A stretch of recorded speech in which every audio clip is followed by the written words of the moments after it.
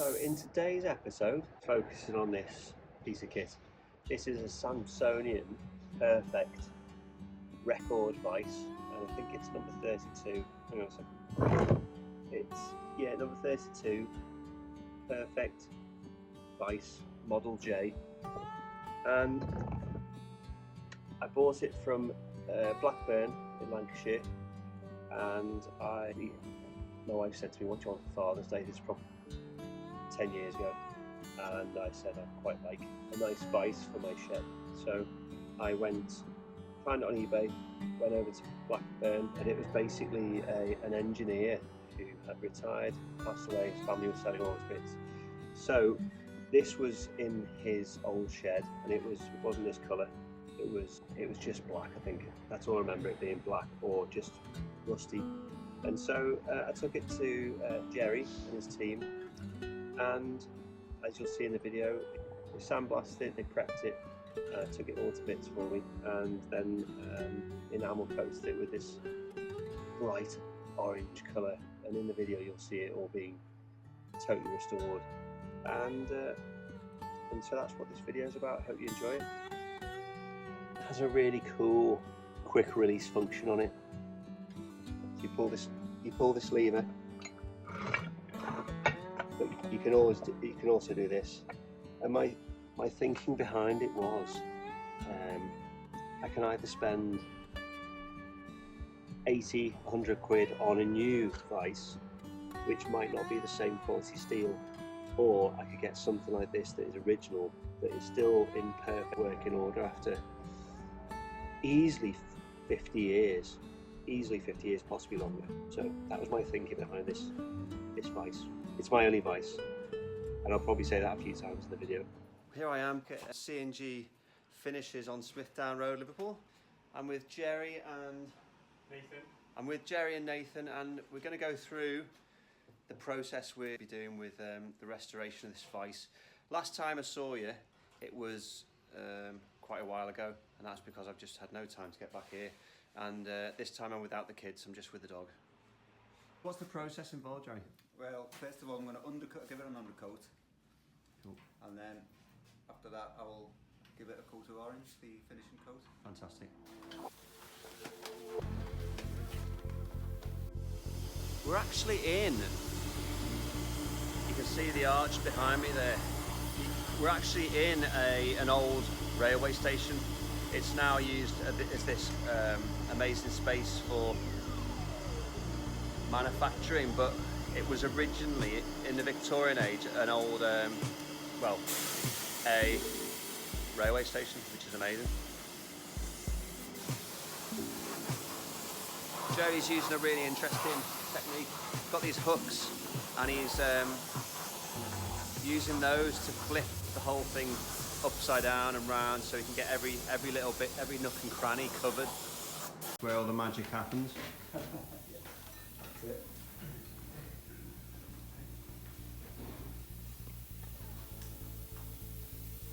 Oh, here we are. Didn't realise.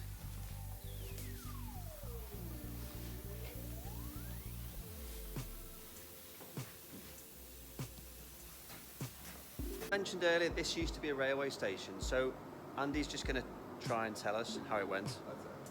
As far as I can make out, there's just up here on this mezzanine here. On there, that one? Yeah, on one of the back walls. Over there? There's a tunnel that's been bricked up. Okay. And that used to be the subway. That went between this side and the side of the tracks? Side, right, yeah, so you could get onto the platform. Oh wow. And so would this have been the platform above here on this roof?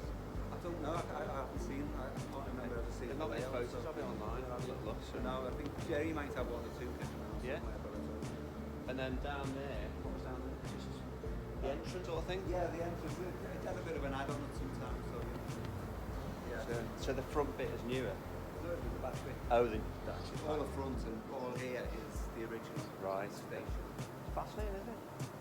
Like this mezzanine here, that's a later addition, obviously. And so you guys have put this mezzanine in Well, here? we did. Previous, I mean, it's been several different types of shops. So what? Since we got it. Okay, wow. So it's had a bit of a life. Wow, great.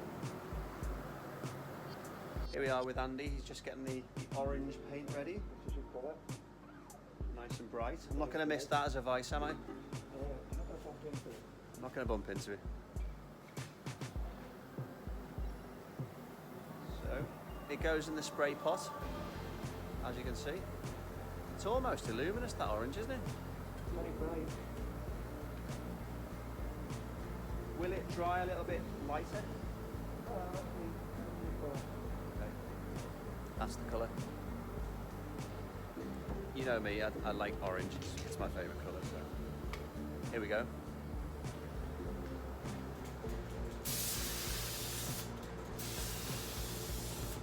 We're just going to find out how the process of drying works. I actually did have a hunch that this was the drying chamber. So here we go. Right, It's so like it'll an Aladdin's cave, isn't it, really? It'll go in here for an hour Yep. to bake. Okay.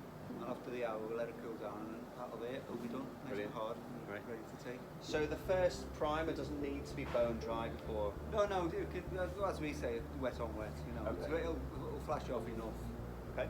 to have the second coat on. It is only an undercoat, so So these people that have had them, given you their bikes, yeah.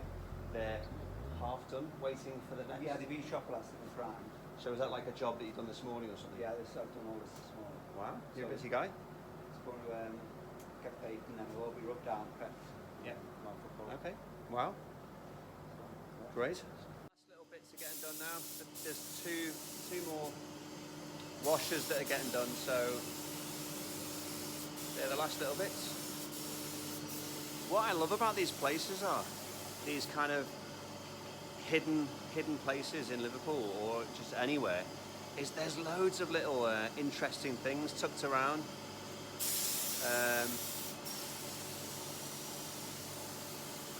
Right.